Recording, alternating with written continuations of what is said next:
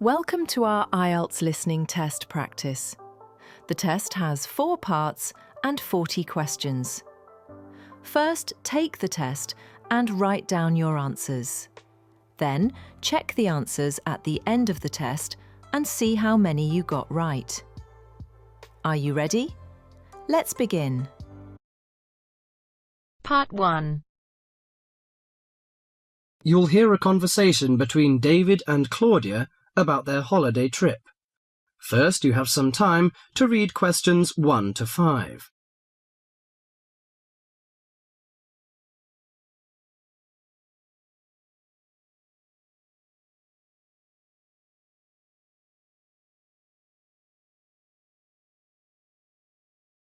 Now listen to the conversation and answer questions 1 to 5. Well, Claudia, our first semester at university is almost over. I can't wait for the holidays. Oh, me too. Why don't we go somewhere far away and forget about lectures and essays and all that hard work? Sounds good to me. How about if we go to the coast? It would be great to do some swimming and surfing. The coast would be good, but let's look at our other options. There are the mountains. They're nice and cool at this time of year. There's also the desert, which I really enjoyed last year. What about going to Sydney? I've never been there, and they say it's a great city to visit. Well, I agree. Sydney would be good, but there are too many tourists there at this time of year, and I'd rather get away from buildings and cars. I vote for the mountains. All right, then, let's do that. Now, we have to decide where we're going to stay and how we're going to get there. Any suggestions? Well, for places to stay, there are the usual places, motels, hotels, and youth hostels. We can go camping too. I'm afraid I'm not a very good camper. I tend to feel a bit frightened sleeping outdoors. All right, we'll forget about camping. So, what do you prefer?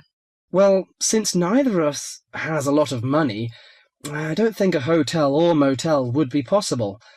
How about a youth hostel? Oh, I'd rather not go to a youth hostel. They're cramped and noisy, and the person in the bed next to you might be a snorer. No, I think we should find a small holiday house to rent, and if we get a few more friends to join us, it will be really cheap. Okay. You know, it's the first time for me to travel to the mountains. What do you suggest to take? Mosquito net, I guess. Mosquito net is useful, but I don't want to add more weight to our luggage. So the insect repellent can do, I think. Besides, aspirins are necessary and some cold cure, in case we feel sick or something like this. Do you think we need binoculars and a camera? Well, it would be a good idea to take binoculars. As to a camera, I'm not very for it. I'd rather record the scenes in my mind. You're right. What about the money? How much do you think is enough and how we should take it?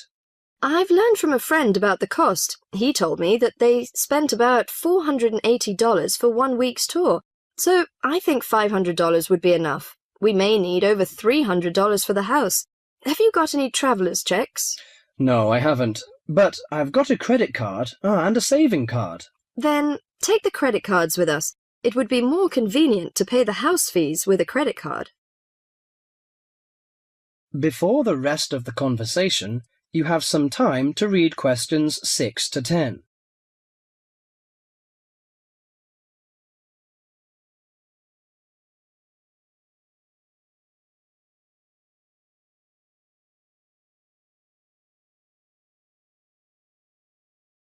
Now listen carefully to the rest of the conversation and answer questions 6 to 10. Oh, I nearly forgot the date. How long will we have before we have to be back here on campus? Under a week, I think. We'll leave on the 14th of April and come back on the 21st, because you know we'll start to study on the 22nd. Do you know the definite locations of some holiday houses? I suppose it would be nice if we book in advance. Yes. Look at this brochure here. It says that there are several holiday houses near the mountains. I prefer the one near the woods. It's situated right across the road from the Rainforest Park. That sounds good. We can easily go to the Rainforest Park then. Do you know what else we can do there besides visiting the park? I know that many people go there for bushwalking. But you need a good pair of walking boots, of course. Are there any dangers in the bushes? I'm a little frightened. In fact, there's no need to be nervous of the bushes, provided that you treat it with respect and common sense. Most of the animals and wildlife are gentle and harmless. There are venomous snakes to be aware of, but really they're much more frightened of you than you are of them. The other thing is that certain plants can cause irritation if you touch them with bare skin. I see. Well, I can't wait for the coming holiday. Section 2. You are going to hear a student arranging to transfer between English classes. She is leaving a message on the language department's answering machine. The student's name is Mei Lee. First look at questions 11 to 17.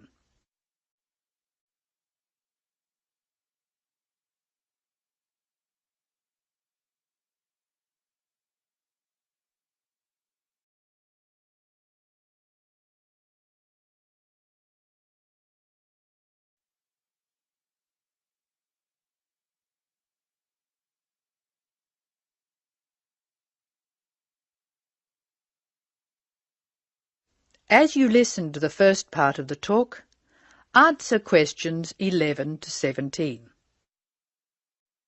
Hello, this is Mei Lee speaking. This message is for Mrs. Brooks in Student Affairs. Mrs. Brooks, I telephoned you last week and you told me to call back and put the details of my request to transfer on the answering machine. I hope you can hear me easily. I have the form here and I'll give you the information working from the top to the bottom. As you know, my family name is Lee, spelled L-E-E, and my first name is May. My student number is 002312. That's 002312. I'm in Mr. Anderson's class. You know, he's the one who helps out with the football team. The next part of the form asks for my address. I'll give it slowly.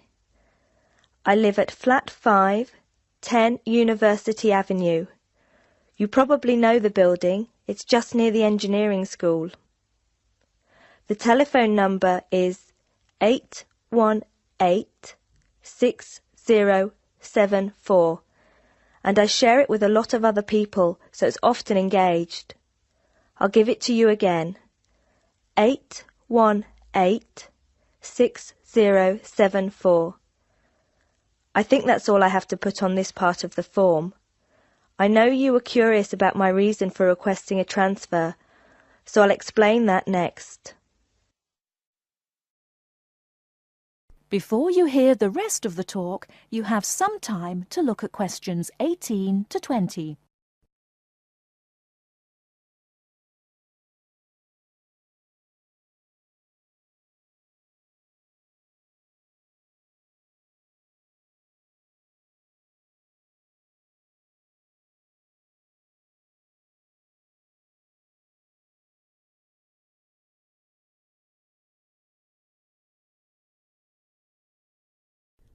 Now listen and answer questions 18 to 20. Now I'll tell you why I want to transfer between classes. Mrs. Brooks, I really like my teacher and my classmates, but I find it very hard not to speak in my own language.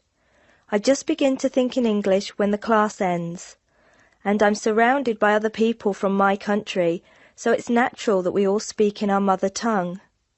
I have been looking around for a class where there are very few other people from my country, so I'll be forced to use English. The best class I can find is the evening class, which begins at 6 p.m. Most of the students in that class come from countries which speak Spanish, and I can't speak a word, so I must use English. I have an Italian friend in the class, and she tells me there are 2 Hong Kong Chinese, 6 Spanish speakers, and 1 Japanese student. She says most people speak English at the break, although sometimes the Spanish slip into their own language. I checked the class list, and 2 students have dropped out of the evening class, so there should be room for me. Could you please see if I can join the class?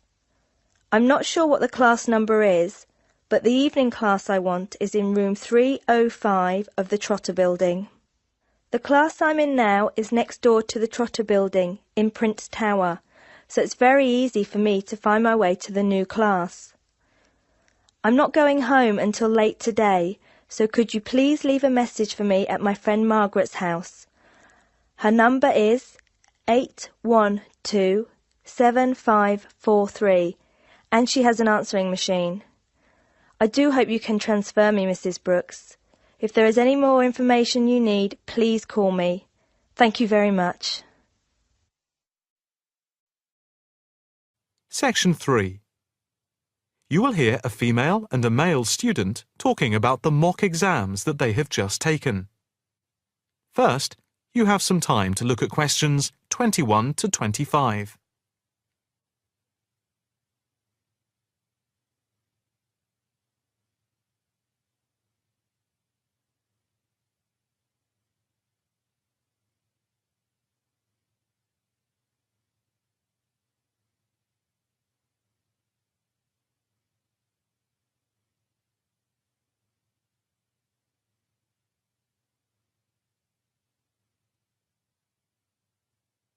Now listen carefully and answer questions 21 to 25. So, what did you think of the practice exams last week? You mean the mock exams? Yeah. I thought some of them were tough. They were certainly hard and generally they were very long. Yeah, they were spread over a whole week, which made it impossible to relax. Exactly. But what did you think of each test?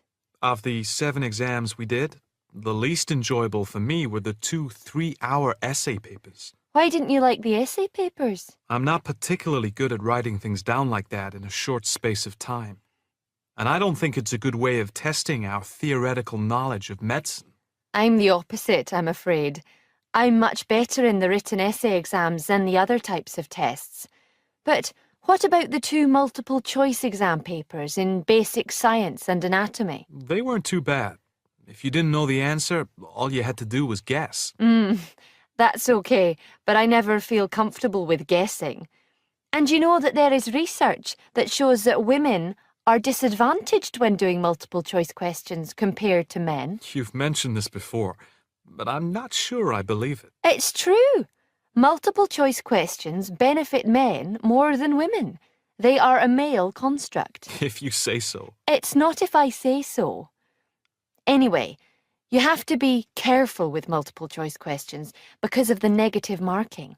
That can really bring the score down if you keep guessing and get all of the guesses wrong.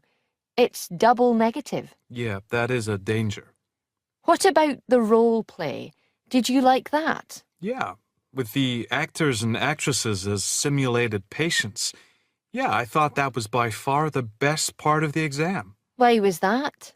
What I liked about it was during the 24 test stations, we had a chance to show what we know about communicating with patients and show our practical medical knowledge, etc. Yes, I think I agree with you there. I enjoyed all of the stations, but I can tell you I was tired at the end. I have done a practice exam with 12 test stations, but not 24. It was exhausting, but also exhilarating. I agree completely. It lasted nearly 4 hours in total with the break. Before you hear the rest of the conversation, you have some time to look at questions 26 to 30.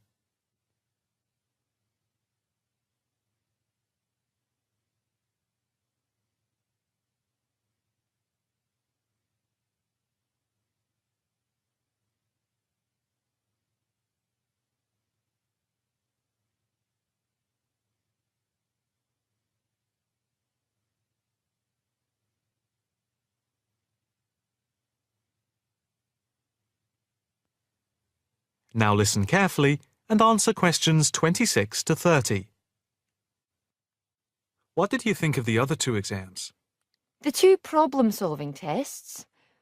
I didn't think I was going to handle them very well, but in the end I think they went better than I thought they would. What I liked most was the test where we had to work in groups of 4 and to solve a problem we had to prioritise actions. That was very interesting. I'm not sure that I did very well in that, though. Did you feel comfortable being in a group of 4 and having 4 examiners watching you as you discussed the problem? We did practice it several times before. You learn to forget that someone is watching you. But some people are better at speaking in group situations like that, and they get the best marks. The test doesn't just assess whether people can talk a lot. It's about showing you can listen, organise your thoughts, and then show you can be part of a team, allowing other people to speak. Well, we'll have to see how it goes. When do the results of the mocks come out? They said next week, and then it's the finals 2 weeks later. Yeah, we've got that to look forward to. What is the policy on resits? Why? Are you planning to fail? No, but, well, you know what I mean. The resits are held in September, and if there is any problem after that, it goes to appeal. We'll just have to make sure we don't fail any part of the whole examination. I certainly wouldn't want to do any of it again. Me neither. It's hard when you are not allowed to fail any of the exams. I bet they don't have that policy in any other subject. Probably not. Section 4. In this section, you will hear a report about crime and punishment in the UK. First, read questions 31 to 40.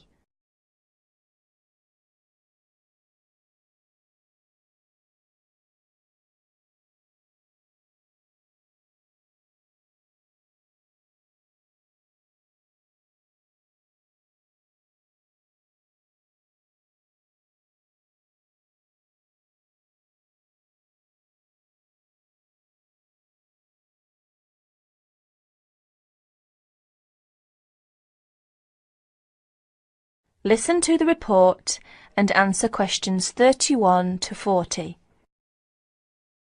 Like many other countries, Britain has experienced a great increase in criminal activity of nearly every kind. Nearly 5 times as many acts of violence were reported to the police in 1997 as 20 years before. Although most burglars are not caught, those who are caught overload the courts and prisons.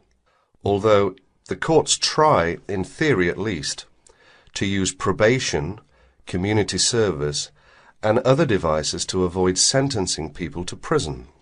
The 50,000 people in prison are more in proportion to the population than in any other Western European countries.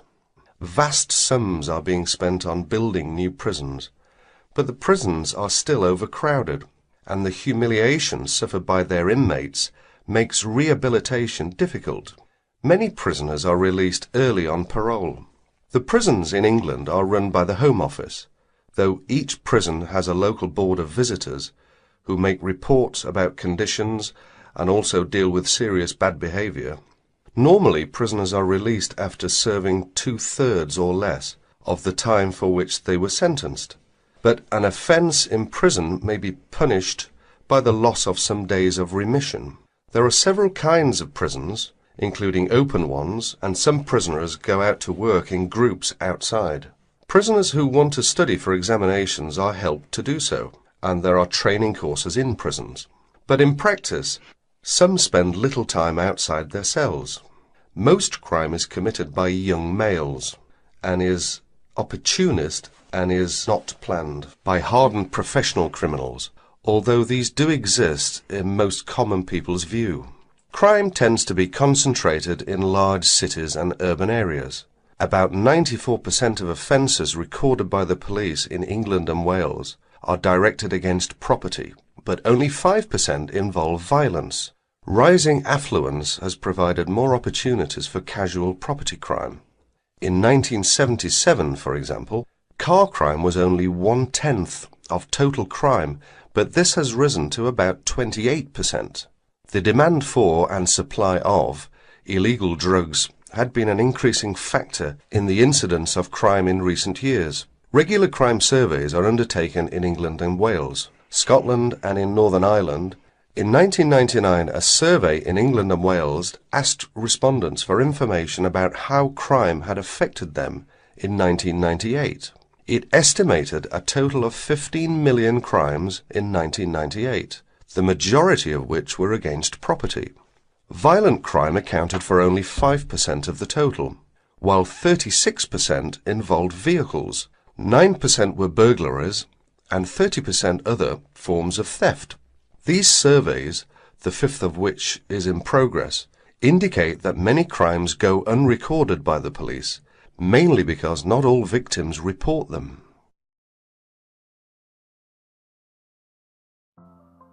This is the end of the listening test. Please check your answers .